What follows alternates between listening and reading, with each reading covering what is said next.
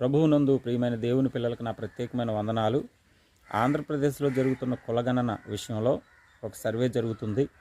ఆ సర్వేలో ఎవరి కులాన్ని వాళ్ళు బీసీ అయినా, ఓసీ అయినా, ఎస్సీ అయినా, ఎస్టీ అయినా ఎవరి కులాన్ని వారు రాసుకుని వారు నమ్మిన మతాన్ని ప్రత్యేకంగా రాయించుకునే అవకాశం అందులో ప్రభుత్వం ఇచ్చింది.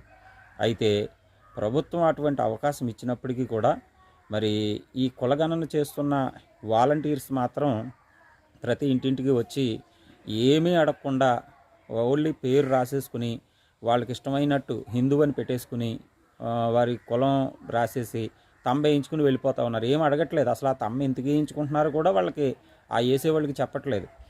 అయితే ఒకవేళ ఈ కులగణన జరుగుతుందని చెప్పేసి ఎవరైనా తెలుసుకుని మమ్మల్ని క్రైస్తవులుగా అందులో రాయండి అని అడిగినా కూడా మిమ్మల్ని క్రైస్తవులుగా రాయడానికి కుదరదండి, మీరు సర్టిఫికేట్ తెచ్చుకోండి అంటున్నారు కొంతమంది. ఇందులో అసలు ఆప్షన్ లేదు అంటున్నారు కొంతమంది.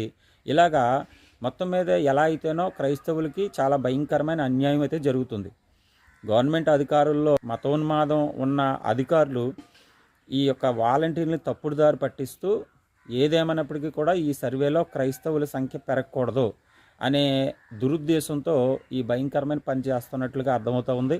కాబట్టి ప్రతి ఒక్కరు కూడా, ప్రతి క్రైస్తవుడు కూడా దీని మీద గళం ఎత్తవలసిన అవసరం ఉంది. పాస్టర్ గారు కూడా వారి సంఘానికి దిశానిర్దేశం చేసి అవసరమైతే ఈ సర్వే ఈ 2 రోజుల్లో సర్వే అయిపోయింది, చాలా గ్రామాల్లో పూర్తి చేసేశారు.